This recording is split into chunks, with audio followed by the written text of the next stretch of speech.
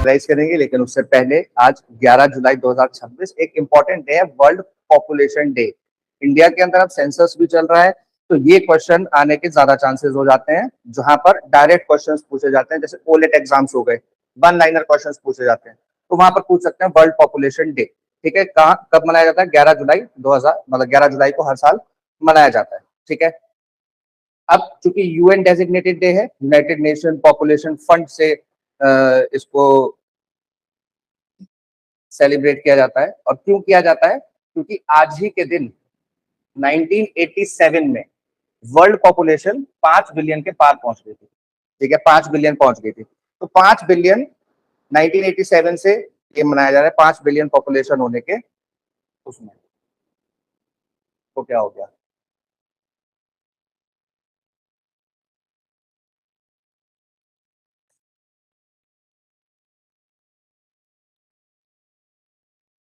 एक सेकंड रुको, कुछ तो दिक्कत हो गई।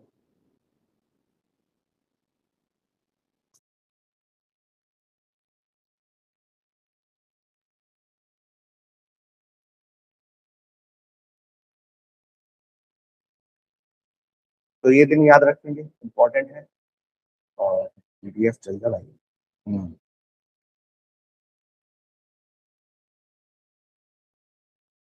इसके ऊपर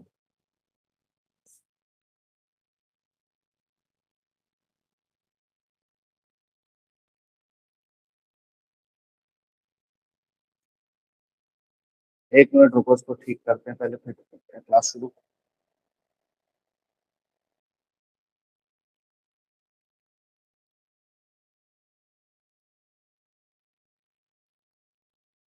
बाकी सब जगह तो सही चल रहा है। हाँ, एक मिनट रुको, उसको रिस्टार्ट कर लेते हैं, है ना। कई बार ये जो आईटी वाले सॉल्यूशन है ना, ये भी काम आते हैं। आईटी वाले सॉल्यूशन बोले तो कोई चीज नहीं चल रही है, उसको एक बार बंद करके चालू कर लो। तो आईटी वालों के पास जाओ, कंपनीज के अंदर जैसे कभी काम करने का मौका मिलेगा आप लोगों को, तो आप लोग तो क्योंकि कंपनी में काम करने के लिए ही तैयारी कर रहे हैं, क्लैट की जो भी कर रहे हैं मोस्ट प्रोबेबली, है ना। या किसी का और कोई लक्ष्य है? जुडिशियरी किसी और का भी है क्या? जुडिशरी, आदित्य, और कोई? अनुष्का, लकी, अनुष्का तोमर, ठीक है। और लकी आपका? सर मेरा तो अभी क्लैट का ही है, क्रिमिनल लॉयर का। फ्लैट, अच्छा, क्रिमिनल लॉयर बनना चाहते हैं, ठीक है, बढ़िया है। लेकिन मैं आप लोगों को बता दूं, फ्लैट मतलब जरूरी है आप सभी लोगों के लिए। आप चाहे कोई भी करियर चूज कर रहे हैं लॉ के अंदर, तो क्लैट का एग्जाम देना तो जरूरी है ही, क्योंकि केवल एनएलयूज के अंदर ही नहीं, बाकी बहुत सारे कॉलेजेस क्लैट के स्कोर पे एडमिशन देते हैं। ठीक है, और मैं आपको बताऊं, टॉप 5 एनएलयूज से के बाद बहुत सारे ऐसे हैं जो एनएलयूज से अच्छे कॉलेजेस हैं। एक तो टॉप 5 एनएलयूज हो गए, ठीक है। उसके बाद अगर मैं रैंकिंग करूं तो सिम्बायसिस पुणे, और उसके बाद अगर अगर मैं रैंकिंग किस हिसाब से कर रहा हूँ कि वहां से प्लेसमेंट कैसा होता है, और मैं बताऊं आपको, टॉप 5 एनएलयूज से बेटर है, मतलब कुछ एनएलयूज से, टॉप 5 एनएलयूज से भी बेटर है ओपी जिंदल। ओपी जिंदल बहुत बढ़िया यूनिवर्सिटी है, इंटरनेशनल एक्सपोजर देती है वो। फीस तो है ही। कितना? नहीं नहीं, इतनी भी नहीं है, 25 लाख रुपए साल नहीं है। उसकी फीस ऐसे है, 7-8 लाख रुपए साल की, हॉस्टल वॉस्टल सब मिला के, ठीक है। और कहीं जाके 11-12 लाख रुपए पड़ती है, क्योंकि वो फॉरेन टूर वगैरह ये सब भी कराते रहते हैं। अगर वो सब चीजें लोगे तो 11-12 लाख रुपए का पड़ेगा पैकेज पूरा। इसके अलावा स्कॉलरशिप भी मिल जाती है, तो 4 लाख के आसपास फीस हो जाती है उसकी। फीस ज्यादा है, लेकिन वहां से आपको सीधे इंटरनेशनल एक्सपोजर मिलता है। अगर कॉर्पोरेट में, आर्बिट्रेशन में, इंटरनेशनल लेवल पे जाना है, तो ओपी जिंदल ही हमारे देश में एक ऐसी यूनिवर्सिटी है जो आपको इंटरनेशनल एक्सपोजर देती है। ठीक है, हालांकि हम लोग जो तैयारी कर रहे हैं, क्लैट की कर रहे हैं, तो क्लैट के ही स्कोर से इन सब कॉलेजेस में एडमिशन होता है। सिम्बासिस का अलग एंट्रेंस है, तो वो भी आप लोग भरेंगे ही, है ना। इसके अलावा भी बहुत सारे एंट्रेंसेस आप लोगों को भरने हैं, ठीक है। तो वो मैं बताऊंगा टाइम टू टाइम आप लोगों को, जब जैसे ही फॉर्म आएंगे, तो फॉर्म आएंगे मैं आप लोगों को सबको बताऊंगा कि आप लोगों को कौन कौन से फॉर्म भरने चाहिए, ठीक है। और एनएलयू एक तरीके से मतलब है अच्छी यूनिवर्सिटी है, एनएलयू नेशनल लॉ यूनिवर्सिटीज अच्छी हैं, लेकिन टॉप 5 वाली अच्छी है, समझ रहे हो, टॉप 5 वाली, टॉप 7 वाली ही अच्छी है। कुछ पर्पजेज सर्व करती है, ठीक है। क्या पर्पज सर्व करती है कि आपको कॉर्पोरेट में अच्छे पैकेज पे एंट्री दिलाती है, एनएलयू का ये फायदा है, ठीक है। बाकी जुडिशरी में जो जाना चाहते हैं तो वो लोग आगे गाइडेंस लेंगे, और मैं उम्मीद करता हूँ कि सही रास्ता चुन के और सबसे आसान तरीके से जुडिशरी तक पहुंचने की कोशिश करेंगे, ठीक है। अब देखो एक ये बहुत ही इंपॉर्टेंट है कंजर्वेशन प्रोजेक्ट, इसके अंदर मीटिंग हुई थी किसकी, कैंपा की। तो कैंपा की मीटिंग के अंदर क्या चीजें निकाली गई कि एक तो रिवर डॉल्फिन, जिसकी अभी फोटो देखी हमने, गंगा के अंदर गैंगेटिक डॉल्फिन जो पाई जाती हैं, तो रिवर डॉल्फिन की कंजर्व करने के लिए अलग प्रोजेक्ट, स्नो लेपर्ड को कंजर्वेशन करने के लिए, स्नो लेपर्ड्स के, उसके लिए अलग project. Ghost of the Himalayas भी कहा जाता है स्नो लेपर्ड को, क्यों कहा जाता है, क्योंकि दिखाई नहीं देते, है ना, इतना अच्छा कैमोफ्लाज होता है इनका कि ये सामने भी होंगे तो बहुत मुश्किल से आपको दिखाई देंगे, ठीक है। स्नो लेपर्ड नाम जरूर है, लेकिन है ये टाइगर की प्रजाति, क्योंकि टाइगर की प्रजाति होने के बाद भी इसके शरीर पे जो आप लोग स्पॉट्स देखेंगे वो लेपर्ड जैसे होते हैं, तो इसलिए इसको स्नो लेपर्ड बोलते हैं। स्नो में रहता है, हिमालयाज में रहता है, और सिर्फ इंडिया के अंदर ही नहीं, पूरे हिमालयन रीजन के अंदर, तिब्बत वगैरह के अंदर भी ये पाया जाता है, ठीक है। इसके अलावा इंडियन राइनोसोरस है ना, इंडियन राइनोसोरस भी बहुत इंपॉर्टेंट है, इसका कंजर्वेशन भी, क्योंकि ये कॉन्सेंट्रेटेड एरिया में रहते हैं, बहुत बड़ा एरिया नहीं है इनके लिए, बहुत ही कॉन्सेंट्रेटेड एरिया में रहते हैं, इसलिए इनके कंजर्वेशन के लिए भी अलग प्रोजेक्ट बनाया है। इसके अलावा आप ये देखो मणिपुर के अंदर ये पाया जाता है, इसका नाम है सांगाई, ये हिरन की प्रजाति है सांगाई, इसको प्रोटेक्ट करने के लिए अलग प्रोजेक्ट। कितने प्रोजेक्ट हो गए, सांगाई, वाइल्ड बफेलो, वाइल्ड बफेलो को प्रोटेक्ट करने के लिए, वाटर बफेलो जो होती है उसको प्रोटेक्ट करने के लिए, उसको कंजर्वेशन करने के लिए अलग प्रोजेक्ट है। इंडियन राइनोसोरस को प्रोटेक्ट करने के लिए अलग है, स्नो लेपर्ड और रिवर डॉल्फिन्स, ठीक है। तो ये 5 हो गए, 4 तो ये हो गए और एक सांगाई हो गया, ठीक है। तो ये याद रखेंगे कि किन किन को कंजर्वेशन करने के लिए, किन किन का कंजर्वेशन करने के लिए अलग से प्रोजेक्ट बनाया गया है, ठीक है। अलग से प्रोजेक्ट क्यों बनाया गया है, देखो एक तो इनिशिएटिव्स का नाम भी याद रखेंगे, रिवर डॉल्फिन के लिए conservation and recovery action plan, ठीक है। किसकी मीटिंग के अंदर डिसाइड हुआ ये, कैंपा की मीटिंग के अंदर। अभी कैंपा को भी समझेंगे क्या होता है कैंपा, ठीक है। क्या, conservation and recovery action plan. Snow leopard के लिए प्रोजेक्ट स्नो लेपर्ड फेज 2 शुरू हुआ है, फेज 2, ठीक है। फेज 1 यहाँ पर खत्म हो गया 2026 में, और स्नो लेपर्ड का जो कंजर्वेशन है उसके लिए प्रोजेक्ट स्नो लेपर्ड फेज 2 शुरू हुआ 2026 में, ठीक है। इंडियन राइनोसोरस को कंजर्व करने के लिए कंजर्वेशन एक्शन प्लान, ठीक है। इसके अलावा wild buffalo, wild water buffaloes को पैन इंडिया कंजर्वेशन अप्रोच, क्योंकि पैन इंडिया में पाई जाती हैं वाटर बफेलोज, डोमेस्टिकेटेड भी हैं बहुत सारी वाटर बफेलोज, लेकिन यहाँ पर जो वाइल्ड वाटर बफेलोज हैं उनको कंजर्व करने के लिए भैंस, जो हम लोग आमतौर पर देखते हैं वही वाली भैंस, ठीक है। और सांगाई, सांगाई अभी दिखाया था, हिरन की प्रजाति है, सांगाई को प्रोटेक्ट करने के लिए continuation of existing conservation support, इसको कंटिन्यू किया, ठीक है। इसके अलावा 3,000 करोड़ रुपए कॉर्पस इसके लिए निकाला गया है। अब देखो यहाँ पर एक पॉइंट बहुत इंपॉर्टेंट है, कंफ्यूज कर देगा, कैंपा के अंदर प्रोटेक्ट करने के लिए 3,000 करोड़ निकाला, ये 5 उसके अंदर वो निकाली, लेकिन इन 5 योजनाओं के लिए, इन 5 कंजर्वेशन प्रोजेक्ट के लिए नहीं है 3,000 करोड़, ये 3,000 करोड़ रुपए आस्था वन संरक्षण योजना के तहत निकाला, याद रखेंगे, इंपॉर्टेंट है, क्या है, आस्था वन संरक्षण योजना, ठीक है। याद रखेंगे क्या नाम है, आस्था वन संरक्षण योजना, उसके लिए 3,000 करोड़ रुपए कैंपा की मीटिंग में निकाला है। अब कैंपा क्या होता है, तो कैंपा है compensatory afforestation fund management and planning authority, Campa. क्या करते हैं ये? कंपनसेटरी एफॉरेस्टेशन फंड है, एक फंड है जहां पर अगर आप कोई प्रोजेक्ट लगा रहे हैं, आप कोई कॉमर्शियल एक्टिविटी कर रहे हैं, तो उसके लिए आपने जो एफॉरेस्टेशन किया, जो पेड़ काटे, डिफॉरेस्टेशन किया, तो उसके लिए एफॉरेस्टेशन कंपनसेशन देना पड़ेगा। ठीक है, कंपनसेशन कहां जमा होगा? फंड में। और ये फंड अगर यूज नहीं भी हुआ तो रिलैप्स नहीं होता। इंपॉर्टेंट पॉइंट, ये फंड रिलैप्स नहीं होता है। इवन इस फंड के अंदर इंटरेस्ट के हिसाब से पैसे बढ़ते भी रहते हैं। ठीक है, net present value of diverted forest, जो प्रेजेंट वैल्यू है उस फॉरेस्ट की, उसके हिसाब से कंपनसेशन तय किया जाएगा। वाइल्ड लाइफ कंजर्वेशन में कितना खर्चा आएगा, उसके हिसाब से कंपनसेशन तय किया जाएगा। फॉरेस्ट प्रोटेक्शन एंड रीजनरेशन, उसको रीजनरेट करने के लिए जो खर्चा आएगा फॉरेस्ट को, वो पैसा लिया जाएगा। सॉइल एंड मॉइस्चर कंजर्वेशन, जो सॉइल है उसके अंदर जो मॉइस्चर है और सॉइल की जो क्वालिटी है उसको कंजर्व करने के लिए पैसा लिया जाएगा। फॉरेस्ट फायर मैनेजमेंट के लिए पैसा लिया जाएगा।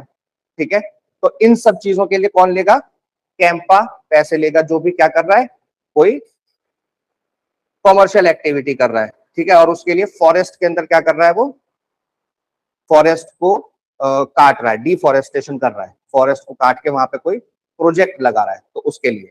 ठीक है, इस फंड का डिस्ट्रीब्यूशन कैसे होता है? 90% तो स्टेट और यूनियन टेरिटरी फंड में चला जाता है और 10% जाता है नेशनल कंपनसेटरी एफॉरेस्टेशन फंड में।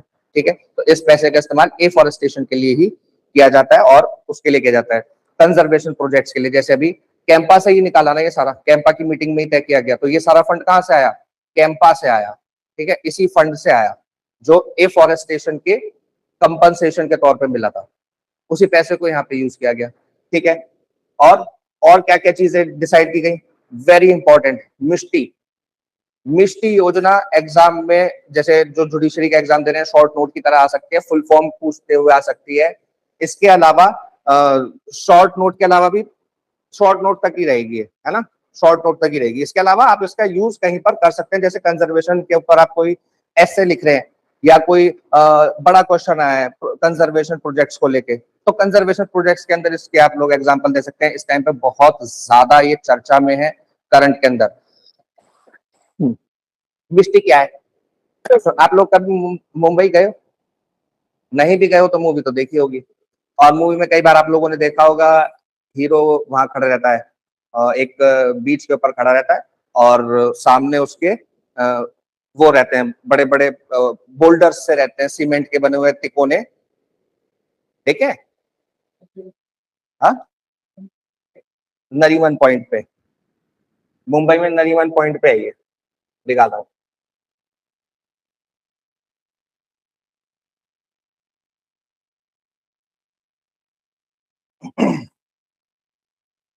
ये इस तरीके के दिख रहे हैं।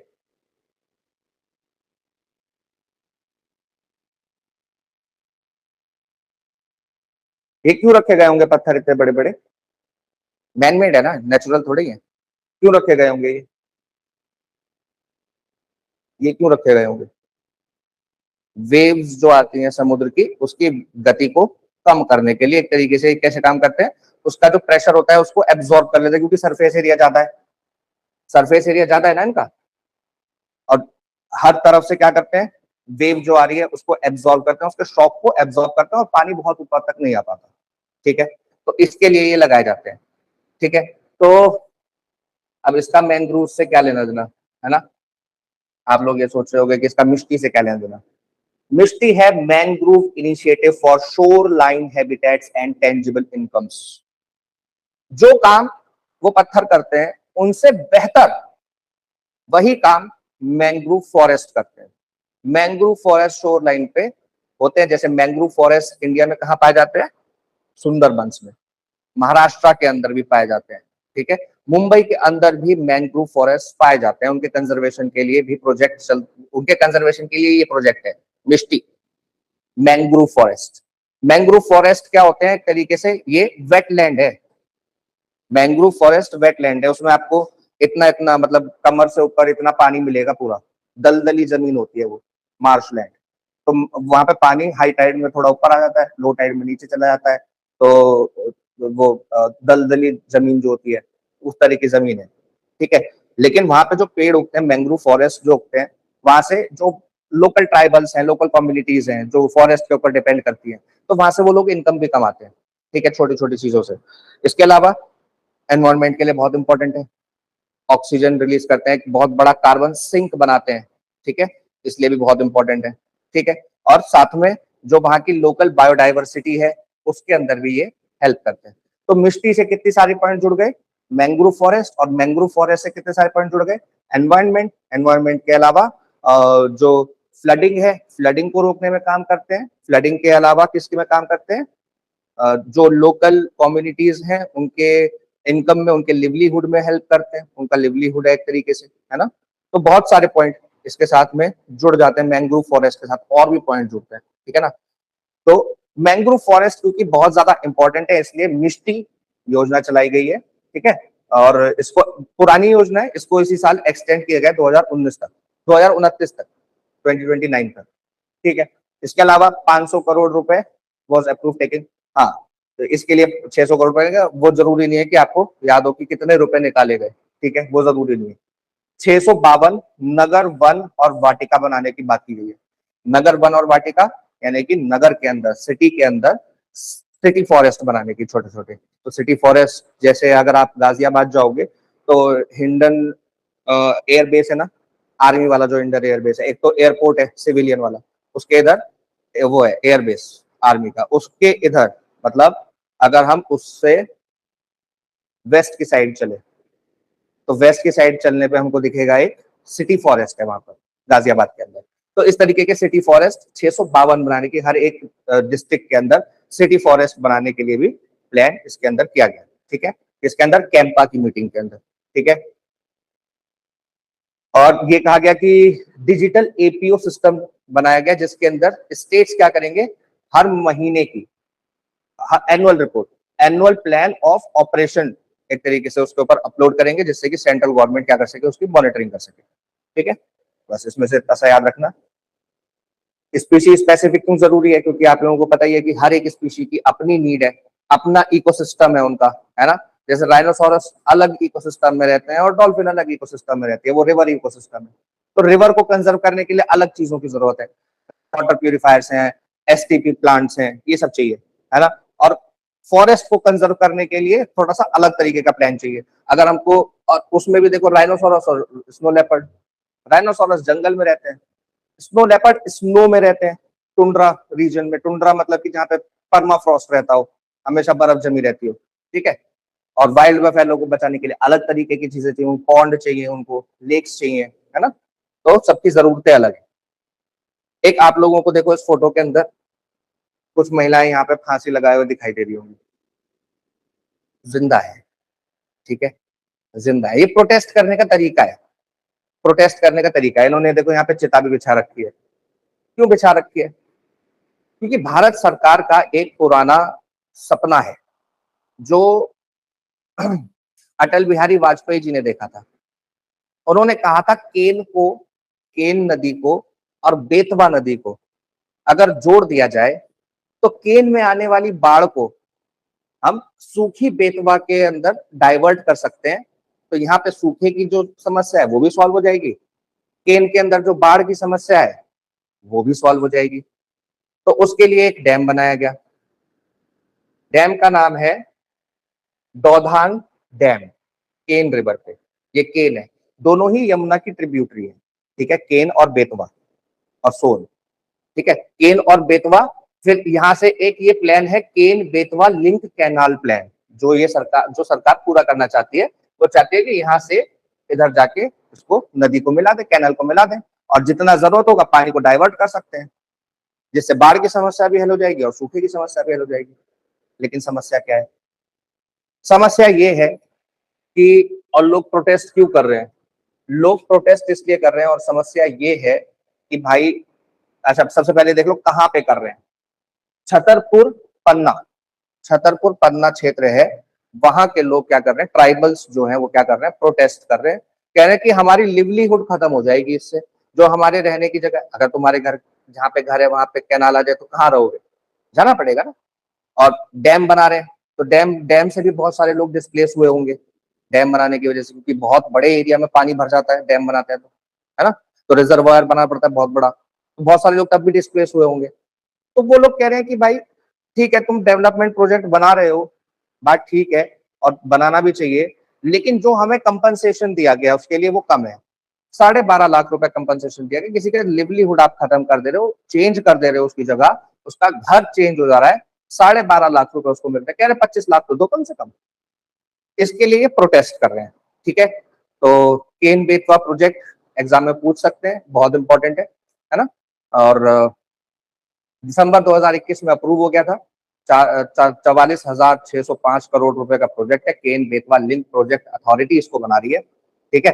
ये पैसे याद रखने जरूरी नहीं है कितने, केन बेतवा लिंक प्रोजेक्ट अथॉरिटी के अंदर ये काम कर रहा है। और दूधन डैम बहुत इंपॉर्टेंट है, दूधन डैम, दूधन, ठीक है। दूधन डैम कैसे मतलब याद रखेंगे, कैसे आ सकता है एग्जाम के अंदर, केन बेतवा लिंक प्रोजेक्ट से कौन सा डैम जुड़ा हुआ है, which dam is associated with Ken Betwa link project, इस तरीके से क्वेश्चन पूछ सकते हैं। तो वो उसमें कौन सा आ जाएगा, दूधन डैम, ठीक है। और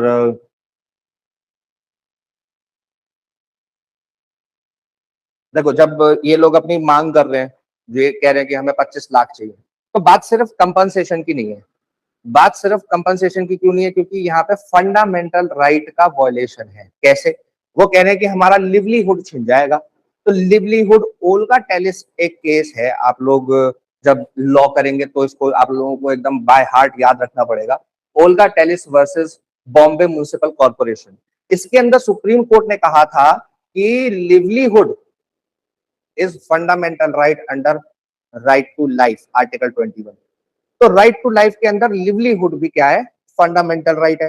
तो वहां पर उनका फंडामेंटल राइट इन्फ्रिंज हो रहा है, उसके लिए प्रॉपर कंपनसेशन, क्योंकि ऐसा नहीं है कि आर्टिकल 21 एब्सोल्यूट पावर देता है हम लोगों को कि हमारा राइट टू लाइफ कभी इन्फ्रिंज किया ही नहीं जा सकता, किया जा सकता है by procedure established by law, and that procedure must be due. Due मतलब रीजनेबल होना चाहिए, फेयर होना चाहिए और जस्ट होना चाहिए, है ना। तो वो प्रोसीजर अपनाना है।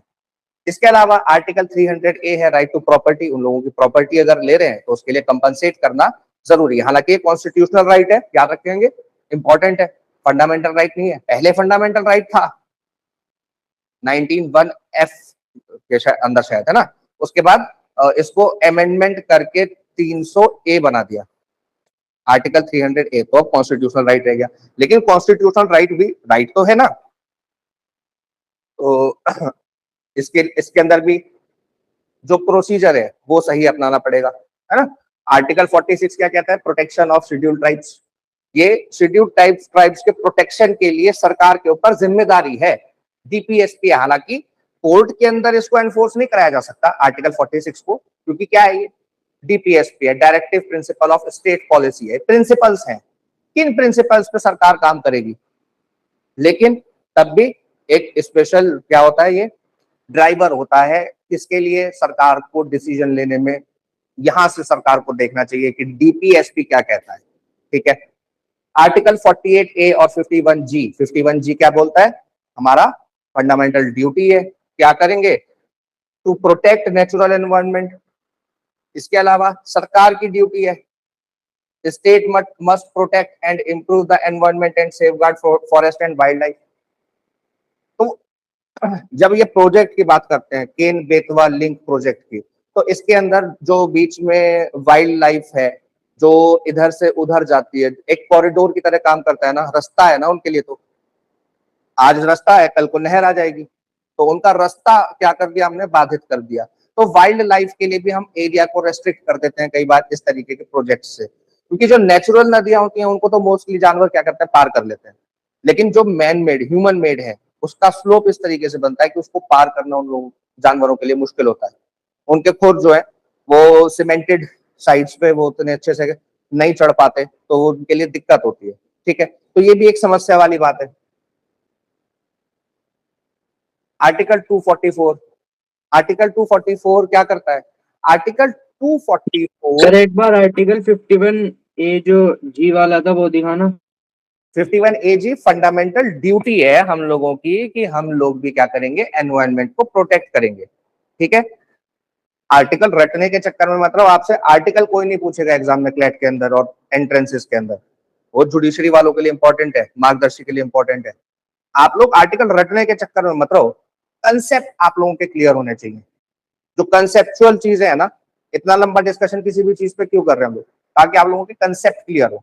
ठीक है, आर्टिकल बहुत ज्यादा मुझे भी आज तक नहीं रटे हुए, क्योंकि मुझे जुडिशरी का पेपर नहीं देना, मैंने नहीं रटे। ठीक है, तो जिसको जिस चीज का काम है वो रटो, वो याद करो, उतना याद करो जितना जरूरी है। ठीक है, बहुत, क्योंकि जितना जरूरी है वही बहुत सारा है, उससे एक्स्ट्रा करोगे तो बहुत ज्यादा प्रेशर ले लोगे। ठीक है लकी, तो आर्टिकल ओके सर। पे बिल्कुल ध्यान अभी नहीं देना है।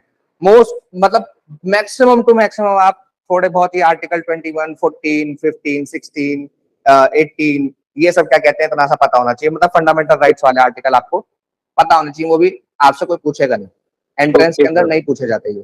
ठीक है, कंसेप्ट पूछे जाते हैं। हाँ, सीयूटी के अंदर पूछे जाएंगे मेरे ख्याल से, अगर उसके अंदर लॉ का पेपर है ना, सीयूटी का क्या सिलेबस है, 4 पेपर होते हैं उसमें मेरे ख्याल से। हाँ, सीयूटी में तो मेरे ख्याल से जीएस आता है पूरा, वही एनसीईआरटी वाला, है ना। हाँ तो ठीक है, पहले आता था, लॉ भी आता था पहले, लॉ के एंट्रेंस में जो दिल्ली यूनिवर्सिटी वगैरह के एंट्रेंस थे उसके अंदर आता था, तो उसमें पूछ लेते थे कि आर्टिकल 15 क्या है, आर्टिकल 14 क्या है, आर्टिकल 18 क्या है, इस तरीके के डायरेक्ट क्वेश्चन वहां पर आते हैं। ओलेट एग्जाम्स के अंदर एक बार को फंडामेंटल राइट्स पूछ सकता है, उसके अलावा ये फंडामेंटल ड्यूटीज का तो 51A है, मैक्सिमम टू मैक्सिमम ये पूछेगा कि कौन सा जी, नहीं पूछेगा कभी कि 51A जी कौन सा क्या कहता है, इतना अंदर जाके आप लोगों से बिल्कुल कभी नहीं पूछेगा। ठीक है, तो आप लोगों को कितना याद करना है, केवल maximum to maximum fundamental rights, और ऊपर ऊपर से थोड़े बहुत पार्ट्स जो मैं जब कॉन्स्टिट्यूशन पढ़ाऊंगा तो वो याद हो जाएंगे आप लोगों को, ऑटोमेटिकली याद हो जाएंगे। ठीक है, आगे चलते हैं। 244 आर्टिकल क्या करता है, 244 आर्टिकल जरूरी है आप लोगों के लिए, इसका कंसेप्ट पता होना जरूरी है। क्या करता है, ये बताता है कि 5th शेड्यूल के अंदर, शेड्यूल 5 क्या है, शेड्यूल 5 क्या है, हाँ जी, शेड्यूल 5 क्या है, शेड्यूल 5 लकी जी। पता नहीं सर। अनुष्का अग्रवाल जी।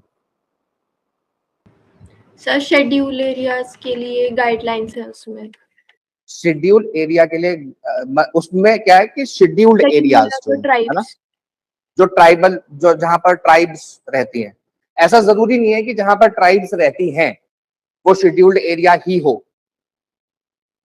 तो ये जो ट्राइब्स अभी प्रोटेस्ट कर रही है ना, ये शेड्यूल्ड एरिया में नहीं आते, ये लोग शेड्यूल्ड एरिया में नहीं आते, तो क्लॉज ये शेड्यूल 5 इनके ऊपर लागू नहीं होगा, शेड्यूल 5 का प्रोटेक्शन इन लोगों के पास नहीं है। शेड्यूल 5 जो आर्टिकल 244 के अंदर एरिया नोटिफाइड है बस वही पर लागू होगा शेड्यूल 5। और शेड्यूल 6 वो भी ट्राइबल एरिया के लिए, वो ज्यादा ऑटोनोमस पावर देता है ट्राइबल्स को, ग्राम सभा को, है ना। शेड्यूल 5 थोड़ी सी कम प्रोटेक्शन देता है, उसके अलावा जो ट्राइबल्स एरिया है वो प्रोटेक्टेड तो है ही हमारे नॉर्मल लॉज से, तो पीसा इसके ऊपर नहीं लगेगा। पीसा एक्ट क्या है,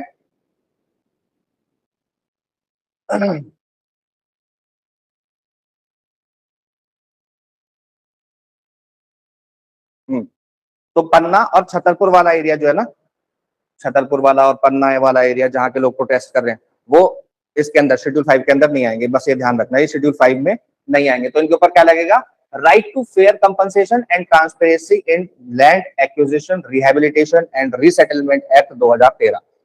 तो लैंड एक्विजिशन एक्ट को 2013 में सरकार ने क्या किया, नया एक्ट लेके आई पूरा का पूरा। उसके अंदर क्या बोला इन्होंने, उसके अंदर बोला कि भाई पब्लिक पर्पस के लिए पहले, सबसे पहले क्या कराना पड़ेगा, कोई भी अगर प्रोजेक्ट बन रहा है, इस तरीके का कोई प्रोजेक्ट है जिसके अंदर लैंड को लिया जा रहा है, एक्वायर किया जा रहा है लैंड को, तो उसके अंदर क्या देखना पड़ेगा, सबसे पहले सोशल इम्पैक्ट असेसमेंट कराना पड़ेगा। सोशल इम्पैक्ट असेसमेंट के अंदर क्या देखेंगे कि जो प्रोजेक्ट लग रहा है उसका पब्लिक पर्पस, उसका कोई पब्लिक पर्पस है या नहीं। मतलब जैसे इसका क्या है कि एक जगह से बाढ़ को खत्म करना और एक जगह से सूखे को खत्म करना, बहुत अच्छा प्रोजेक्ट है ये बनना चाहिए। ठीक है, और इसमें सरकार को कंपनसेशन भी ज्यादा देना चाहिए, क्योंकि उन लोगों का फंडामेंटल राइट इन्फ्रिंज हो रहा है। कैसे, फंडामेंटल राइट के अलावा अलावा उनका जो ये है स्टेट्यूटरी राइट, स्टेट्यूट से जो आ रहा है तो वो भी इन्फ्रिंज हो रहा है। लिवलीहुड लॉस हो रहा है तो उसका compensation. Impact on community asset है जंगल, उसके ऊपर इम्पैक्ट आ रहा है तो उसके लिए compensation. Whether the proposed acquisition is the least displacing alternative, ये भी देखना पड़ेगा कि क्या ये लीस्ट डिस्प्लेसिंग ऑल्टरनेटिव है, क्या इसके अलावा कोई रास्ता है जिससे कम डिस्प्लेसमेंट करके कम लोगों को हटा के वो काम किया जा सके। तो ये कंसेप्ट कहां से आता है? Right to fair compensation and transparency in land acquisition, rehabilitation and resettlement act 2013 से। ठीक है, सेक्शन 16 से 18 बताता है कि कैसे रिहेबिलिटेशन करना है, कैसे रीसेटलमेंट करना है लोगों का। तो इसके अंदर ये कहते हैं कि भाई सबसे पहले आपको क्या करना पड़ेगा? सर्वे करना पड़ेगा, सेंसस कंडक्ट करना पड़ेगा उस लोकल एरिया में। ठीक है, आइडेंटिफाई करना पड़ेगा लैंड ओनर कौन है और लिवलीहुड के लिए कौन कौन डिपेंड करता है, कौन कितनी फैमिलीज हैं जो उस, जरूरी नहीं है कि लैंड ओनर ही डिपेंड करे, जो उसके ऊपर मजदूरी कर रहे हैं लोग वो भी तो डिपेंड कर रहे हैं ना उस लैंड के ऊपर। तो दोनों चीजें देखनी है। इसके अलावा रिहेबिलिटेशन और रीसेटलमेंट की जो स्कीम है वो, और सबसे इंपॉर्टेंट चीज जो कंपनसेशन है वो पहले पे करना पड़ेगा, उसके बाद लैंड ले सकते हैं। ठीक है,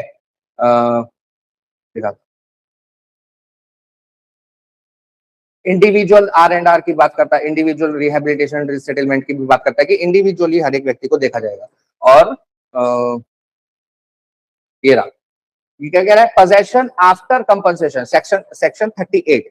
पोजेशन कब लिया जाएगा लैंड का? जब कंपनसेशन और रिहेबिलिटेशन दोनों चीजें हो चुकी होंगी, कंपनसेशन मिल चुका होगा, रिहेबिलिटेशन हो चुका होगा, उसके बाद ही क्या कर सकते हैं? लैंड को एक्वायर कर सकते हैं।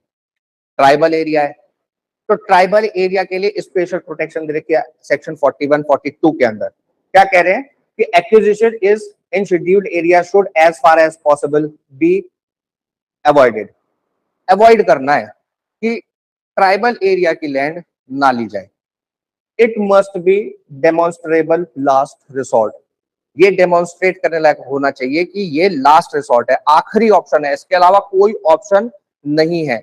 उसके बाद भी प्रायर कंसेंट ऑफ एप्रोप्रिएट ग्राम सभा, panchayat, autonomous district council is required in scheduled areas. तो शेड्यूल्ड एरियाज के लिए क्या है स्पेसिफिकली? ये किसके लिए है? केवल शेड्यूल्ड एरियाज के लिए। पन्ना और छतरपुर शेड्यूल्ड एरिया नहीं है, जिसके बारे में अभी बात हो रही है वो शेड्यूल्ड एरिया नहीं है। लेकिन शेड्यूल्ड एरिया के लिए क्या करना पड़ेगा? अगर शेड्यूल्ड एरिया होगा तो ग्राम पंचायत, ऑटोनॉमस डिस्ट्रिक्ट काउंसिल्स जो हैं और ग्राम सभा, इनकी कंसेंट कंपलसरी है। ठीक है, अभी जैसे सरकार का एक बहुत ही महत्वाकांक्षी प्रोजेक्ट है ग्रेट निकोबार प्रोजेक्ट, है ना, तो उसके अंदर भी अभी यही सोशल इम्पैक्ट असेसमेंट और इन्हीं के ऊपर सारी की सारी केस चल रहा है कलकत्ता हाई कोर्ट के अंदर, है ना, कि सोशल इम्पैक्ट असेसमेंट ठीक से नहीं कराया, जो कंसेंट है वो ठीक से नहीं ली गई। कंसेंट कैसे ली गई? पूरी ग्राम सभा की अटेंडेंस नहीं थी और कंसेंट दे दी गई। तो ग्राम सभा की अटेंडेंस भी पूरी होनी चाहिए। ग्राम सभा के अंदर कौन कौन आता है? एवरी वोटर, हर एक वोटर ग्राम सभा का क्या होता है? मेंबर होता है। तो उसमें कंसेंसस के साथ क्या होना चाहिए? डिसीजन होना चाहिए। ठीक है, उसके अलावा फॉरेस्ट राइट एक्ट है। फॉरेस्ट राइट एक्ट क्या बोलता है कि एनवायरमेंट इंपैक्ट असेसमेंट भी होना चाहिए। और इसके अलावा recognize individual and community rights relating to habitation and cultivation, जो उनका हैबिटेशन है, कल्टीवेशन है, जो वहां पे उगा रहे हैं जंगल के अंदर वो लोग, उसके लिए माइनर फॉरेस्ट प्रोड्यूसेस जो है जो जिसको ट्राइबल्स यूज करते हैं और उससे थोड़ी बहुत उनकी लिवलीहुड चलती है, उसके लिए ग्रेजिंग और ट्रेडिशनल एक्सेस और जो ग्रेजिंग राइट्स हैं उनके अपने भेड़ बकरी चराने के वो राइट्स हैं। Community forest resources, protection of customary and cultural rights, जो कस्टमरी और कल्चरल राइट्स है, कोई पूजा होनी है, कहीं पर कुछ अनुष्ठान होना है, तो उसके लिए भी ये राइट्स प्रोटेक्टेड हैं इसके अंदर फॉरेस्ट राइट एक्ट के अंदर। ठीक है, इसके अलावा PESA act, provision of panchayat extension to the scheduled areas act 1996 का है। ठीक है, सेक्शन 4 क्लॉज 5 एक बार और देख लेते हैं, पीछे थोड़ा सा जो छोड़ दिया हमने। सेक्शन 4 क्लॉज 5 कहता है कि no qualifying forest dwelling scheduled tribe. अच्छा, इसके अंदर ये कह रहा है कि जब तक रिकॉग्नाइज नहीं करेंगे फॉरेस्ट ड्वेलिंग ट्राइब्स की तरह, तब उसके बाद उनको वो राइट्स मिलेंगे। और ग्राम सभा के लिए सेक्शन 6, ग्राम सभा initiates the process of determining individual and community forest rights. तो फॉरेस्ट राइट कौन डिटरमाइन करेगा? ग्राम सभा डिटरमाइन करेगी। ग्राम सभा का एकाधिकार है। इसके अलावा पीसा एक्ट बहुत ज्यादा इंपॉर्टेंट है। पीसा एक्ट क्या कहता है? क्योंकि ट्राइबल्स को लेके आजकल चर्चा बहुत ज्यादा है। सरकार ऐसे ऐसे प्रोजेक्ट लगा रही है जहां पर ट्राइबल लैंड ली जा रही है और ट्राइबल लैंड के अंदर प्रोजेक्ट्स लग रहे हैं। जैसे इथेनॉल का प्रोजेक्ट लगा है मणिपुर के अंदर, झारखंड के अंदर, है ना। तो वहां पर भी क्या है, वो ट्राइबल्स जो है आसपास के, वो लोग काफी प्रोटेस्ट कर रहे हैं उसके अगेंस्ट। हालांकि उनका प्रोटेस्ट हम लोगों को दिखता नहीं है क्योंकि मेन स्ट्रीम मीडिया उसको कवर कभी करता नहीं है ना। एक बिहार के अंदर लड़का मर गया, उसको पुलिस ने गोली मार दी। वो क्या कर रहा था? वो प्रोटेस्ट कर रहा था। वो अपने गांव के लिए अधिकार मांग रहा था। उसके गांव में बाढ़ आ गई थी और बाढ़ से रिलीफ के लिए वो कुछ पानी की व्यवस्था के लिए चिट्ठियां लिखा, उसने ज्ञापन दिए, मंत्रियों से मिला, डीएम से मिला, सबसे मिला। उसके बाद फिर उसने हथियार उठा लिया। हथियार उसने सरेंडर भी कर दिया। उसके बाद सरेंडर करने के बाद पुलिस ने उसका एनकाउंटर कर दिया। उसकी जांच चल रही है अभी। उसने वीडियो जो बनाई उसके अंदर दिख रहा है कि उसने सरेंडर कर दिया, अपनी बंदूक उसे फेंक दी। फिर उसके 2-3 घंटे बाद पता चला कि उसके पैर में 2-3-4 गोलियां मारी पुलिस वालों ने और वो पागल हो गया था अकॉर्डिंग टू द पुलिस। और उस पागल को गोली मारना जरूरी था 50 पुलिस वालों को एक आदमी को कंट्रोल करने के लिए। और गोली मारने के बाद फिर उसको 4-5 घंटे तक गाड़ी में घुमाते रहे, हॉस्पिटल टू हॉस्पिटल, कहीं उसका इलाज नहीं हुआ। इवेंचुअली वो मर गया। ठीक है। तो प्रोटेस्ट वो किस चीज के लिए कर रहा था? इन्हीं चीजों के लिए कर रहा था। और उसके अलावा झारखंड के अंदर आप देखोगे इतनी बुरी परिस्थिति है इस समय पर, जहां पर यूरेनियम की माइनिंग होती है, जहां पर इथेनॉल के प्लांट्स लगे हैं। लिवलीहुड जो है आसपास के ट्राइब्स का वो खत्म हो गया। क्योंकि वो किस पे डिपेंड कर रहे हैं? वो नदी पे डिपेंड कर रहे हैं। उनका लिवलीहुड किस पे डिपेंड करता है? नदियों पे डिपेंड करता है। मैं एक बार गया था झारखंड घूमने के लिए, और जिसको हम लोग नक्सली एरिया बोलते हैं कि वो नक्सली एरिया है, वहां नहीं जाना चाहिए। नक्सली मतलब सर? नक्सली मतलब, नक्सलियों की कहानी भी कभी सुनाऊंगा, ठीक है, लंबी कहानी है। नक्सली मतलब कुछ लोगों ने वहां पे अपने अधिकारों के लिए हथियार उठा लिए थे। तो वो हथियार उठाना गलत है। वो सीआईएसएफ पुलिस वालों को और इन लोगों को मारते हैं। ठीक है, इन लोगों के अगेंस्ट वो एक्शन लेते हैं।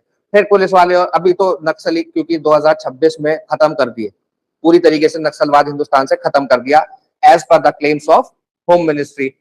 ठीक है, अमित शाह जी ने भी कुछ दिन पहले बोला था कि नक्सलवाद हिंदुस्तान से समाप्त हो गया। ठीक, 2030 तक का टारगेट बनाया था, 29 तक का, 26 में उन्होंने खत्म कर दिया। ठीक है, बढ़िया बात है, अच्छी बात है, खत्म कर दिया। लेकिन अब टॉपिक से नहीं भटकूंगा। आप लोग देखो नक्सलवाद पर चले जाते अभी, क्यों, कैसे, कहा, वहां नहीं जाना। ठीक है, टॉपिक पे रहेंगे।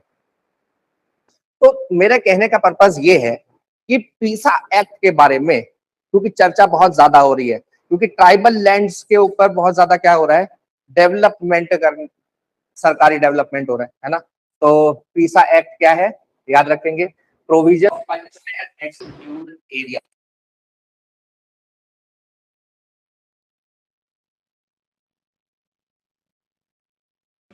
सर आवाज नहीं आ रही।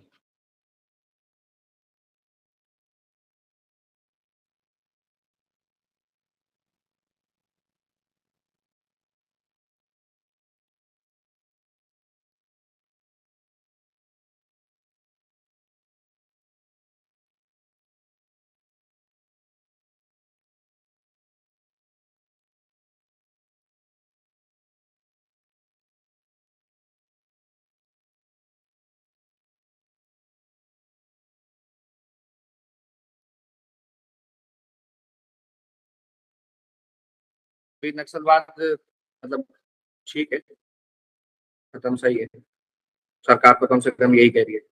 अब ऑनलाइन आवाज आ रही है ना? ठीक है, ठीक है, चलो कंटिन्यू करते हैं। मैं ये कह रहा था कि आप लोगों को ये provision of panchayat extension to the scheduled areas act 1996, ये थोड़ा सा ध्यान में रखना है। ये क्या करता है, पंचायत को शेड्यूल्ड एरिया में एक्सटेंड करता है, पंचायत को लागू करता है। ठीक है, तो शेड्यूल्ड एरिया के डेवलपमेंट के लिए, और उसके लिए क्या चाहिए, 5th शेड्यूल अप्लाई होगा तो ट्राइबल विलेज की वो चाहिए, सीधे सीधे कंसेंट चाहिए उन लोगों को। ट्राइबल जो ट्राइबल ग्राम सभा जो है, तो ग्राम सभा की कंसेंट चाहिए। ग्राम सभा के अंदर सारे वोटर्स आ जाते हैं, जो भी ग्राम सभा के अंदर वोट करते हैं, जितने भी पंचायत के अंदर वोट कर रहे हैं, वो सभी लोग आ जाएंगे ग्राम सभा में। ठीक है, तो ग्राम सभा एक तरीके से हम ये कहते हैं ना कि जो पंचायत को लागू किया तो सीधे सीधे लोगों के हाथ में डेमोक्रेसी पकड़ा दी। डेमोक्रेसी कहाँ से चलनी चाहिए? नीचे से चलनी चाहिए, बॉटम से चलनी चाहिए। तो ये सबसे अच्छा एग्जाम्पल है कि ग्राम सभा में सभी वोटर्स मिलके डिसीजन लेते हैं। ठीक है, एक ये नर्मदा बचाओ आंदोलन versus union of India case हुआ था। इसके अंदर सुप्रीम कोर्ट ने क्या बोला कि ऑर्डरली जो है, recognize that courts ordinarily do not substitute their view for exclusively executive policy on large infrastructure project, लेकिन however statutory environmental conditions must be followed। जो अभी हमने स्टेट्यूट के अंदर जो कंडीशंस पढ़ी कि एनवायरमेंट इम्पैक्ट असेसमेंट कराना है, उसका कंपनसेशन करना है, उसके अलावा सोशल इम्पैक्ट असेसमेंट कराना है, उनको रिहेबिलिटेट करना है, उनको रीसेटल करना है, उनको कंपनसेट करना है, तो वो सारी चीजें कंप्लीट होनी जरूरी है। Project affected families must receive rehabilitation, तो ये चीज इसके अंदर बोली गई। इसके अलावा एक ये Orissa mining corporation limited versus ministry of environment का केस है। इसके अंदर क्या कहा कि नियमगिरी फॉरेस्ट के अंदर माइनिंग के लिए ये लोग चाह रहे थे कि इनको माइनिंग के अधिकार मिल जाए। ठीक है, तो सुप्रीम कोर्ट ने क्या बोला, नियमगिरी केस है ये, इसके अंदर क्या कहा, रोल ऑफ ग्राम सभा इज डिटरमाइनिंग, कि रोल ऑफ जो ग्राम सभा कहेगा वो फाइनल डिसीजन। ठीक है, इसके अलावा Hanuman Laxman Aroskar versus union of India 2019 का लेटेस्ट केस है। The supreme Court emphasised that environmental clearance and public consultation cannot be treated as empty formalities. Decision makers must apply independent mind and consider environment consequence subsequently। तो क्या करना है यहाँ पर, जो अभी हम लोग उसके अंदर देख रहे हैं ग्रेट निकोबार प्रोजेक्ट के अंदर की उन ग्राम सभा की कंसेंट जब अटेंडेंस नहीं थी, जब कोरम पूरा नहीं था, तब ले ली गई। तो इस तरीके से अटेंडेंस नहीं ले सकते, वो कंसेंट नहीं ले सकते। ठीक है, कंसेंट कैसे लेनी होगी, इन्फॉर्म्ड कंसेंट होनी चाहिए, है ना।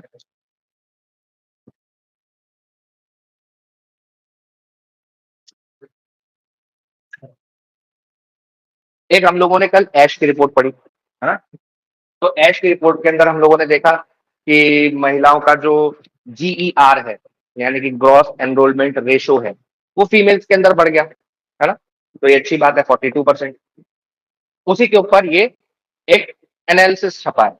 अब डेटा हल्का सा हम लोग देखेंगे और आगे बढ़ जाएंगे। ठीक है, किस लिए करता है, क्यों करता है, ये सारी चीजें हम लोग कल डिस्कस कर चुके हैं। All India survey on higher education है ये, और department of higher education and ministry of education के अंडर ये काम करता है।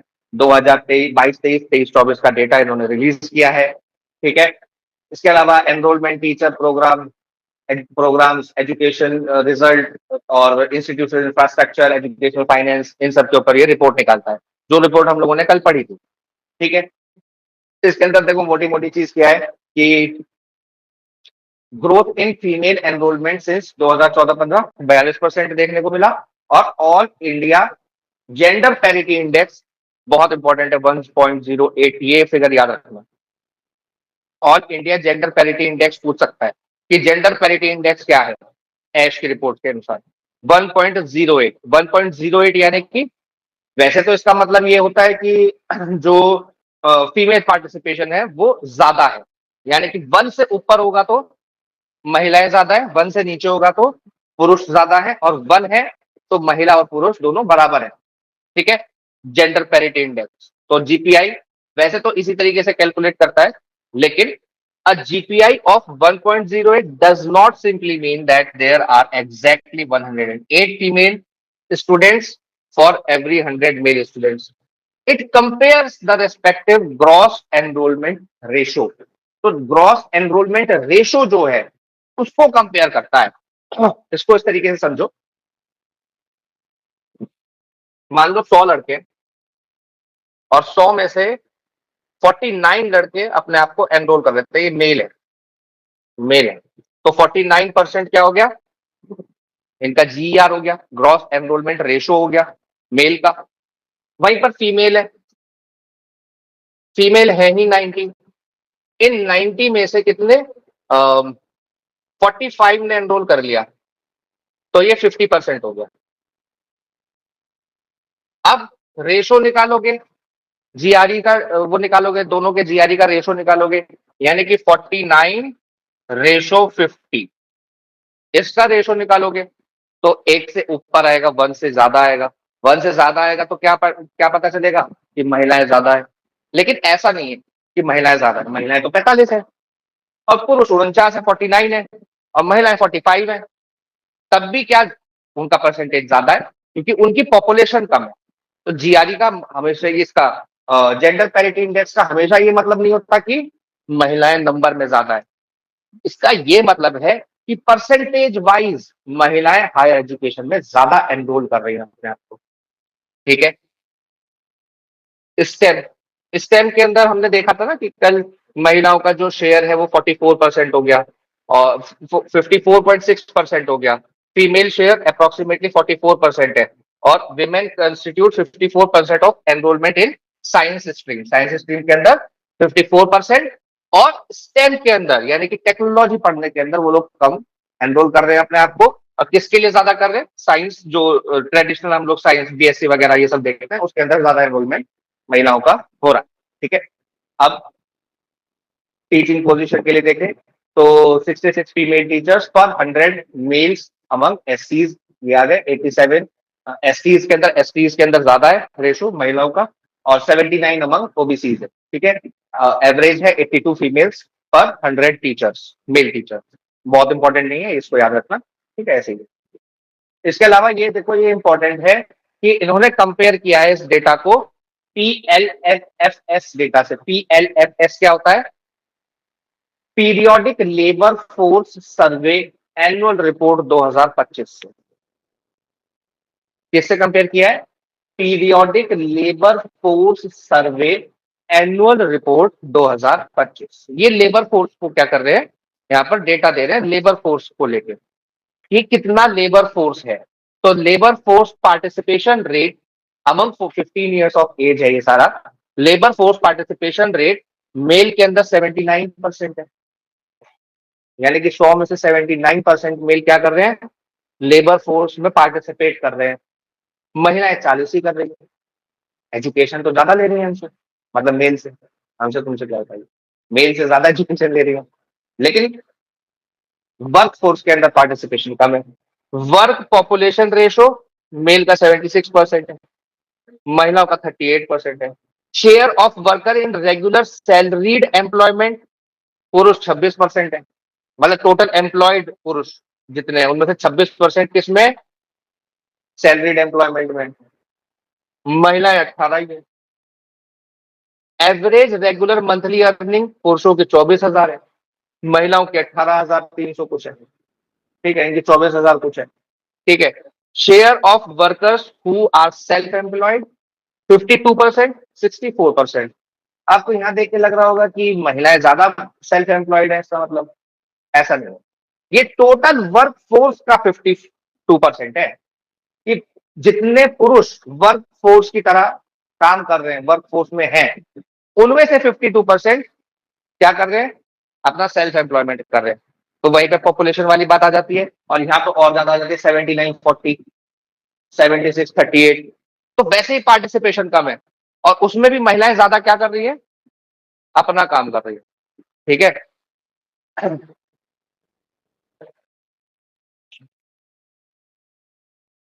अभी रिसेंटली एक कोड ऑन वेजेस इसको इम्प्लीमेंट किया गवर्नमेंट ने 21 नवंबर 2025 को। उससे पहले इसको इम्प्लीमेंट नहीं किया था। 4 लेबर कोड्स पढ़े थे हमने, याद आ रहा है?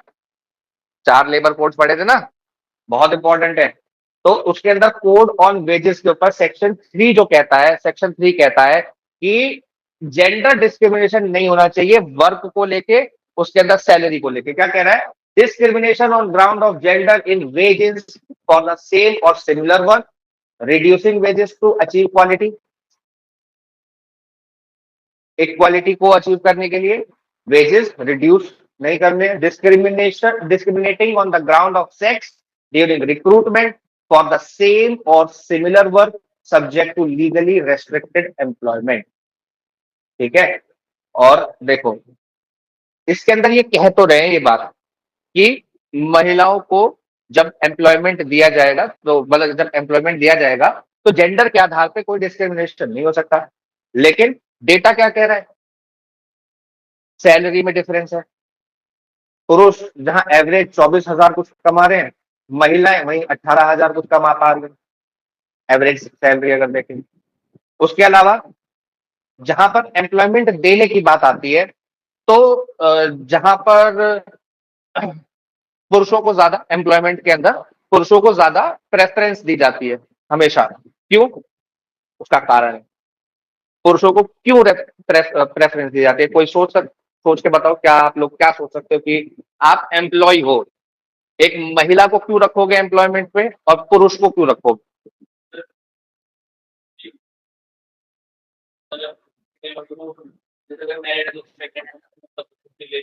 मैटरनिटी, है ना, एक कारण हो गया कि भाई महिला को अगर काम पे रखा जाएगा तो उसको मैटरनिटी लीव्स और ये सारी चीजों की जरूरत पड़ेगी, तो उसको छुट्टी पे भेजना पड़ेगा मुझे कम से कम 6 महीने के लिए, और सैलरी भी देनी पड़ेगी। उसके अलावा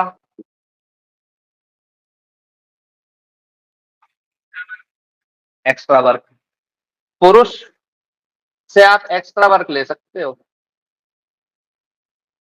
पुरुष एम्प्लॉय को एम्प्लॉयर देखता है 24/7 एम्प्लॉयमेंट की तरह।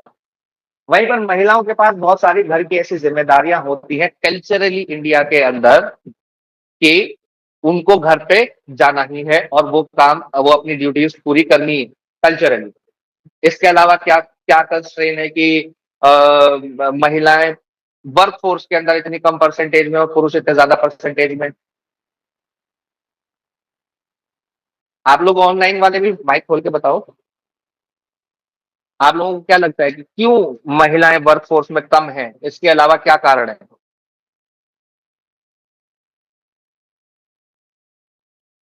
जी मार्गदर्शी, आप बताओ। सर मोस्टली वुमेन्स मतलब थोड़ा किसी जोर से किसी बोलो। को ही सर मोस्टली वुमेन्स जो है कुछ ही पढ़ी लिखी होती हैं और वो जॉब्स भी करती हैं, तो उनको जॉब मिले या ना मिले वो भी डिपेंड करता है उनके ऊपर। नहीं, देख तो रहे हैं महिलाएं ज्यादा पढ़ी लिखी हो रही है, महिलाएं ज्यादा परसेंटेज में हायर एजुकेशन के अंदर एनरोलमेंट ले रही हैं, तो पढ़ा लिखे होने के बाद भी कई बार एम्प्लॉयमेंट नहीं है। एम्प्लॉयमेंट होने के बाद भी कई बार सोशल जो हमारा स्ट्रक्चर है पैट्रियार्कल, उसकी वजह से महिलाएं काम पर नहीं जा पाती हैं। सेफ्टी कंसर्न्स को लेके कई बार घर वाले अलाउ ही नहीं करते हैं महिलाओं को काम करने के लिए। अगर नाइट की शिफ्ट है किसी कॉर्पोरेट सेक्टर के अंदर, रात का काम है, रात को जाना है, तो मोस्टली घर वाले अलाउ ही नहीं करते हैं, है ना, सेफ्टी कंसर्न्स को लेके। ठीक है, और तो इसी तरीके के कारण है जिनकी वजह से ये हम लोगों को डेटा देखने के लिए मिल रहा है कि महिलाएं पढ़ तो रही हैं लेकिन उनको जॉब नहीं मिल रही है। तो इसी से कनेक्ट होता है पॉश। पॉश यानी कि sexual harassment at work place.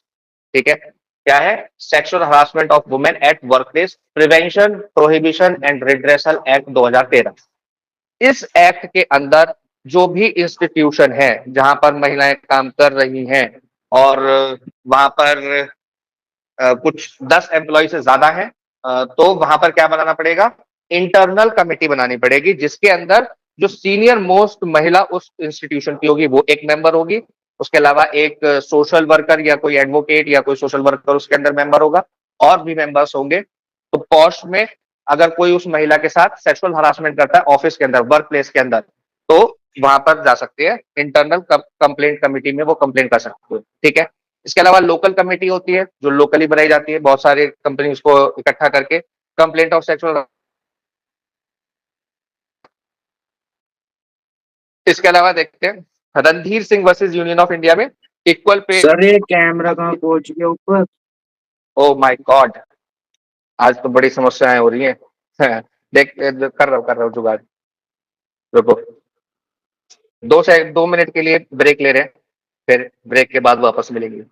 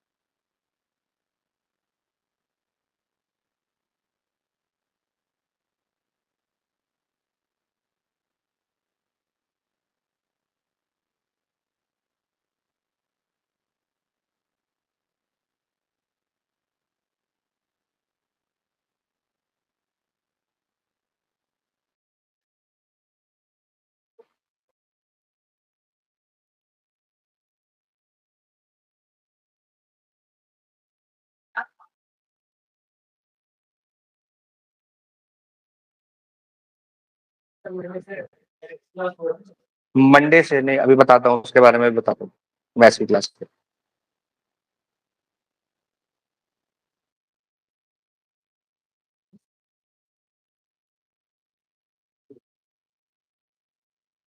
हाँ जी, तो अ, आवाज आ रही है, क्लियर दिखाई दे रहा है ना सबको?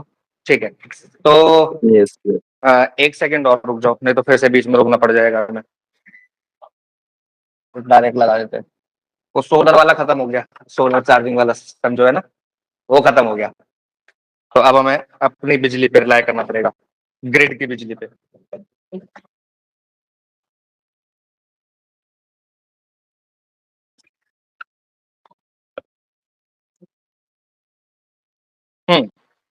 अब ठीक है, ठीक चलेगा। हाँ, तो हम लोग कहाँ थे? हाँ, हम लोग ये इस बात कर रहे थे कि equal pay for equal work होना चाहिए। ये सुप्रीम कोर्ट ने भी कहा कि इसमें Randhir Singh versus union of India. और अभी स्टेट्यूटरी प्रोविजन हमने देख ही लिया है ना, कोड ऑन वेजेस के ऊपर। Anuj Garg versus hotel association of India के अंदर क्या कहा गया? The court struck down a provision barring women from employment in premise where liquor was served. तो ये कहा गया कि भाई लिकर जहां पे सर्व हो रहा है, अगर वो जगह सेफ नहीं है तो उस जगह को सेफ बनाओ, ना कि वहां से महिलाओं को निकाल दो। ठीक है, वहां से महिलाओं को निकालना सॉल्यूशन नहीं है, वहां उस जगह को सेफ बनाना सॉल्यूशन। ठीक है, इसके अलावा secretary ministry of defence versus Babita Punia के अंदर क्या कहा? The supreme court rejected gender stereotype used to deny women officers equal career opportunities in the army. तो सेम इसके अंदर भी कहा गया, lieutenant colonel Nitisha versus union of India. इसके अंदर क्या कहा गया कि इसके अंदर कहा कि भाई सिस्टमेटिक डिस्क्रिमिनेशन जो होता है महिलाओं के साथ आर्मी के अंदर, उसको खत्म करना है। कैसे? क्यों? क्योंकि महिलाओं को कभी भी हार्ड पोस्टिंग नहीं दी जाती, महिलाओं को कमीशनड नहीं किया जाता था पहले। कमीशनड ऑफिसर्स नहीं बन सकती थी महिलाएं, जा सकती थी, आर्मी ज्वाइन कर सकती थी, लेकिन कमीशनड ऑफिसर नहीं बन पाती थी। तो उसके इस जजमेंट के बाद से कमीशनड ऑफिसर, उनको एज कमीशनड ऑफिसर अपॉइंट करना कंपलसरी हो गया आर्मी के लिए। और अभी भी हार्ड पोस्टिंग, बॉर्डर पोस्टिंग, जहां पर फाइट चल रही है, जहां पर कहीं पर कंफ्लिक्ट चल रहा है, वहां पर अभी भी नहीं भेजते हैं। तो डिस्क्रिमिनेशन तो है ही, है ना। वो आर्मी में गई है तो इसीलिए गई है ना, ताकि वो सारे काम कर सकें जो एक आर्मी में होते हैं। ठीक है, तो और ये वाला जजमेंट मैं आप लोगों को बताऊं, पूरा का पूरा judgment as it is CLAT के पेपर में आया हुआ है 2022 में। और उसके अंदर डेट्स देके पूछा हुआ है कि इस डेट को अगर कोई महिला कमीशन हुई है तो जजमेंट के हिसाब से, अगर उसने आर्मी ज्वाइन की है तो क्या उसको इसके हिसाब से कमीशन करना चाहिए या नहीं करना चाहिए, इस जजमेंट के हिसाब से। तो जजमेंट का इम्प्लीमेंटेशन पूछा है। ठीक है, वो क्वेश्चन भी मैं आप लोगों को दूंगा, उस क्वेश्चन को करना बड़ा अच्छा क्वेश्चन है वो। ठीक है, और बहुत मुश्किल है, आसान नहीं है। तो उसके अंदर जो डेट्स हैं उसको अच्छे से समझना जरूरी है कि किस डेट से क्या हो रहा है और उसका क्या इफेक्ट आ रहा है, क्योंकि रेट्रोस्पेक्टिव इफेक्ट भी है उसके अंदर। क्रिमिनल लॉ नहीं है ना, तो क्रिमिनल लॉ नहीं है तो रेट्रोस्पेक्टिव इफेक्ट भी हो सकता है। तो बहुत सारी चीजें हैं इसके अंदर। ठीक है, अब एक ही आया है ग्लोबल टेररिज्म इंडेक्स, जीटीआई। और जीटीआई कहता है कि 2025 जो है, it has become safer, the world has become safer. दुनिया सेफ हो गई है और ज्यादा।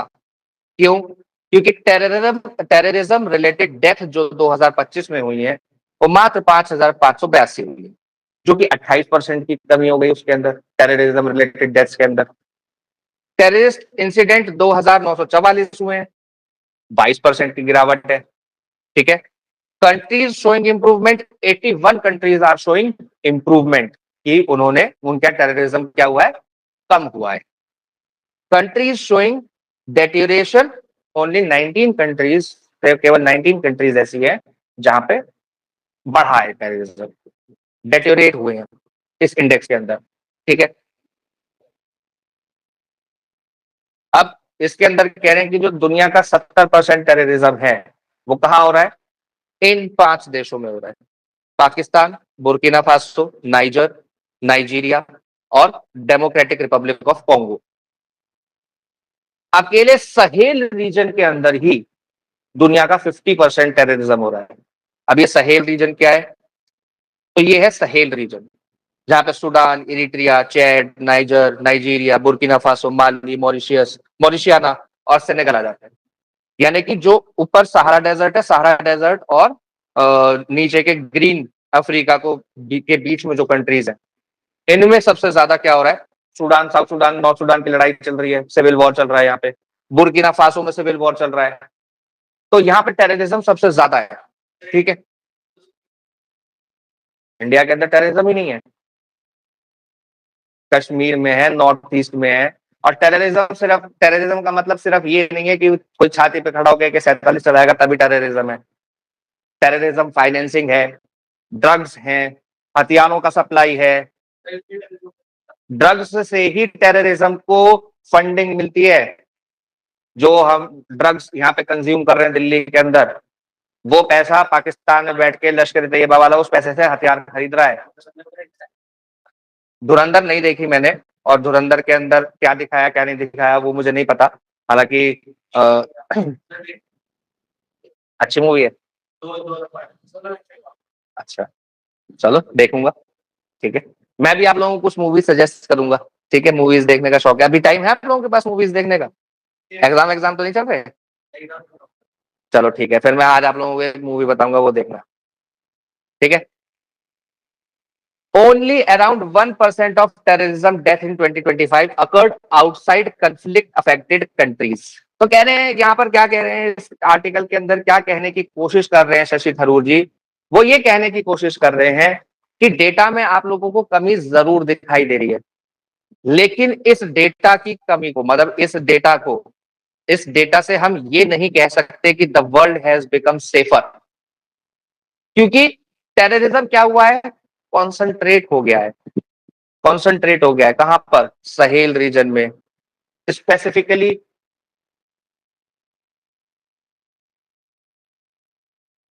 ये फिर चलना बंद हो, चला। ठीक है, स्पेसिफिकली जो ये ट्राई बॉर्डर जंक्शन है, बुर्किना फासो, नाइजर और माली का, इस ट्राई जंक्शन पे सबसे ज्यादा टेररिस्ट एक्टिविटीज हो रही है। ठीक है, और टेररिज्म, आप ये समझो कि टेररिज्म सिर्फ गोली चलाना नहीं है। ठीक है, टेररिज्म उसकी फाइनेंसिंग भी है, क्योंकि एफएटीएफ एक संस्था है। एफएटीएफ क्या है? Financial action task force. ठीक है, वो क्या करता है? वो शुरू तो हुआ था किस चीज के लिए? मनी लॉन्ड्रिंग पकड़ने के लिए। मनी लॉन्ड्रिंग पकड़ते पकड़ते उसको पता चला जो मनी लॉन्ड्रिंग का पैसा है तो टेररिज्म को फंड कर रहा है।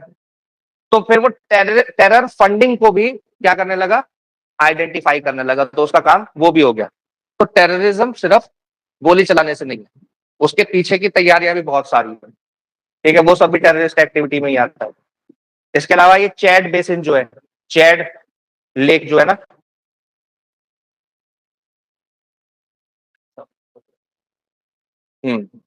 चैड, यहाँ पर बहुत ज्यादा क्या है? टेररिज्म है। चैड हो गया, नाइजर हो गया, नाइजीरिया, कैमरून, ये भी वहीं पर चैड लेक है। तो इस चैड लेक के चारों ओर टेररिज्म बहुत ज्यादा होता है। ठीक है, तो क्या कह रहे हैं कि कॉन्सेंट्रेट हो गया है कुछ देशों के अंदर, लेकिन दुनिया सेफ हो गई है ये नहीं कहा जा सकता। इसके अलावा देखो, एक डेटा ये भी कहता है कि जो सबसे ज्यादा डेथ हुई है वो किन्होंने करी है, किन आतंकवादी संगठनों ने करी है? तो हाँ जी,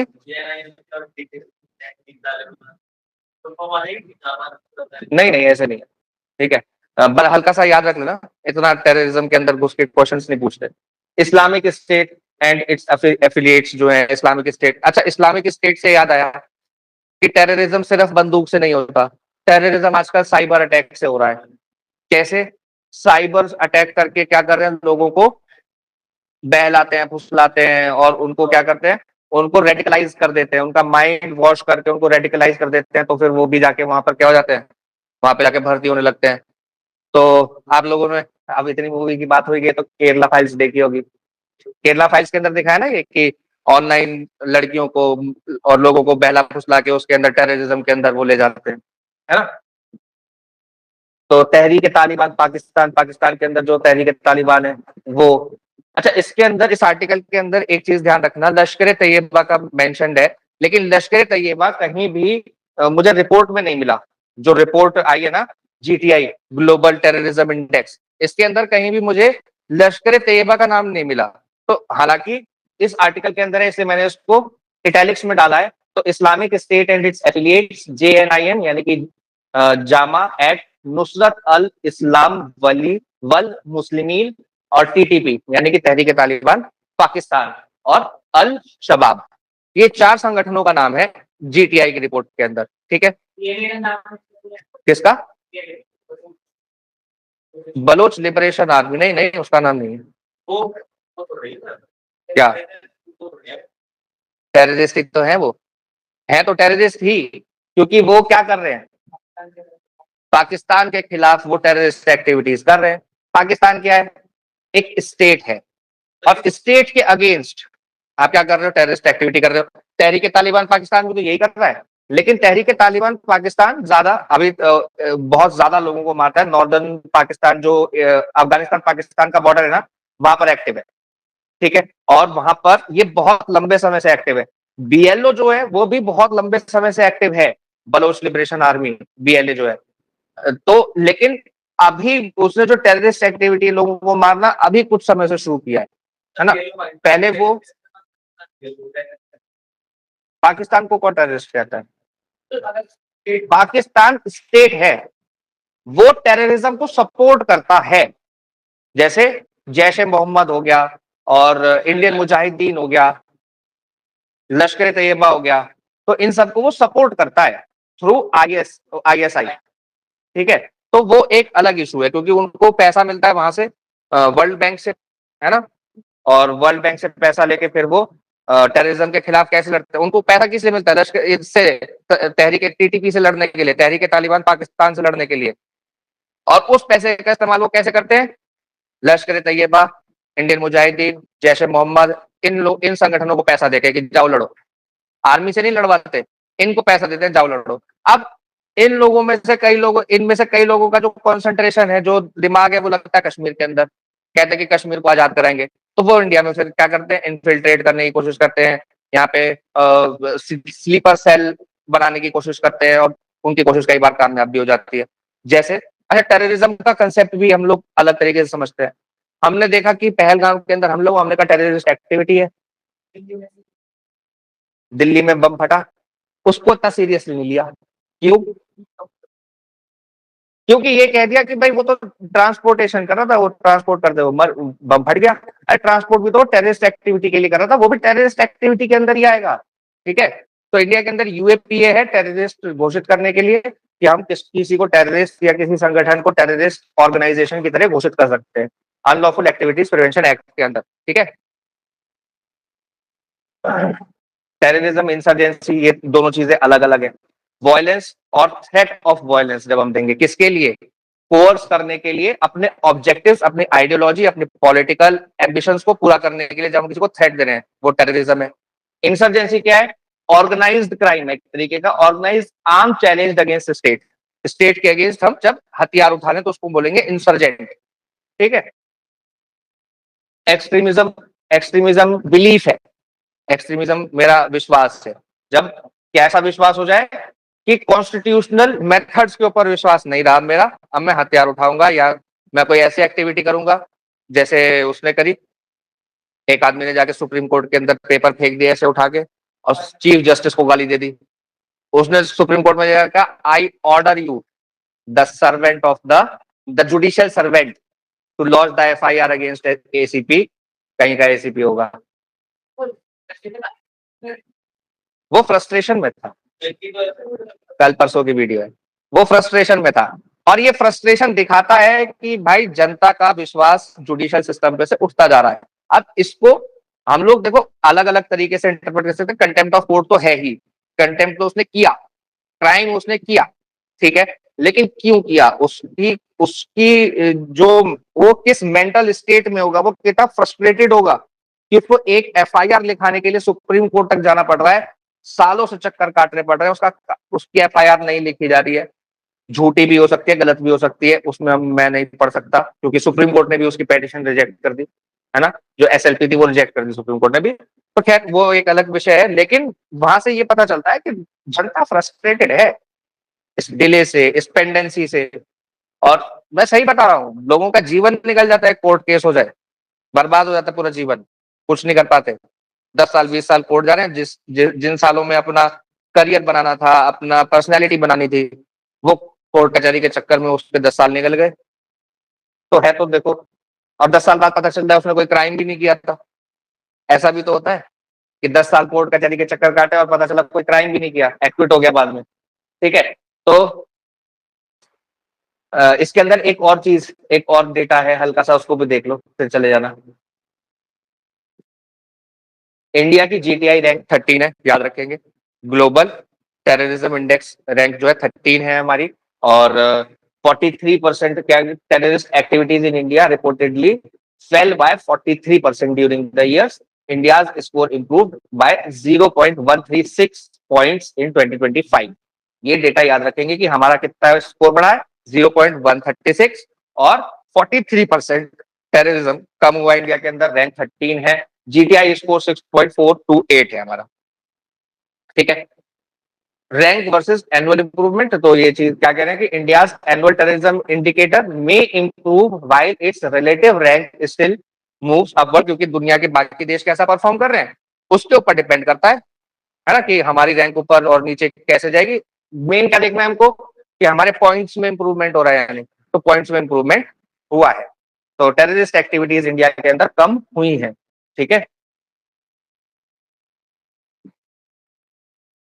एक और डेटा मैं आप लोगों को दिखाना चाह रहा हूँ, लोन एक्टर,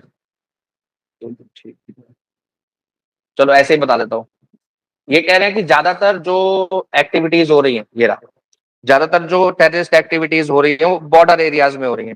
बॉर्डर से 50 किलोमीटर के दायरे में टोटल जितनी भी टेररिस्ट एक्टिविटीज हुई है उसका 41% 50 किलोमीटर के दायरे में हो जा रही है बॉर्डर के। 100 किलोमीटर के दायरे में 64% हो जा रही है। ठीक है, attacks located more than 100 kilometre from a border declined from approximately 38% to 23%। 2011 से 2015 में 38% से गिर के 23% हो गया। तो अब बॉर्डर के आसपास के एरियाज में, जैसे पहलगाम हो गया और कश्मीर वाला एरिया हो गया, तो ऐसे एरियाज के अंदर, जैसे अभी हमने देखा 3 देशों का जो ट्राई जंक्शन है, सहेल रीजन है, तो वहां पे बॉर्डर के ऊपर क्या है, ज्यादा टेररिज्म है। ठीक है, क्योंकि सिविल वॉर भी कहाँ चल रहे, सूडान में, साउथ सूडान और नॉर्थ सूडान के बीच में, वेस्ट सूडान भी, तो वहां पे बॉर्डर के ऊपर ही वहां पे ज्यादा क्या है, कॉन्सेंट्रेटेड है टेररिज्म। तो ये नहीं कह सकते कि दुनिया सेफर हो गई है। इस आर्टिकल के अंदर जो जिस्ट है इसका वो ये है कि ये नहीं कह सकते कि दुनिया सेफर हो गई है। जो टेररिज्म है वो कॉन्सेंट्रेटेड हो गया है कुछ जगहों पर, और सेफर इसलिए भी नहीं हुई है क्योंकि अभी हम देख रहे हैं कि कंट्रीज आपस में लड़ रही है। अब टेररिस्ट ग्रुप से ज्यादा कंट्रीज लड़ रही है, जैसे ईरान, यूएसए, और उधर Ukraine, Russia, Azerbaijan, Armenia, Pakistan, Afghanistan, China तो अभी खैर, हाँ हाँ, तो चाइना अभी वैसे तो नहीं लड़ रहा, लेकिन स्ट्रेटेजिकली तो वो कहीं ना कहीं बैकिंग कर ही रहा है। सही कह रहे हो आप लोग, है ना। यूक्रेन का भी बैकिंग कर ही रहे हैं बहुत सारे देश। तो बहुत सारे देश अब आपस में क्या कर रहे हैं, कन्फ्लिक्ट के अंदर बढ़ रहे हैं और टेररिस्ट एक्टिविटीज कम हो रही है। ठीक है, तो दुनिया सेफ हो गई है ऐसा नहीं कह सकते, बस इतना सा कह रहा है ये आर्टिकल। पढ़ लेना, अच्छा है वैसे, पढ़ने के लिए ज्यादा अच्छा है ये आर्टिकल, क्योंकि आप लोग जब पढ़ोगे ना तो आपकी एक तो रीडिंग, और जो इसके अंदर शशि थरूर जो इंग्लिश लिखते हैं वो होती ही अच्छी है, तो आपकी इंग्लिश भी सुधरेगी, आपका कंसेप्ट भी क्लियर होगा। बस यही है आज की क्लास में। किसी को कुछ पूछना हो तो पूछ लो।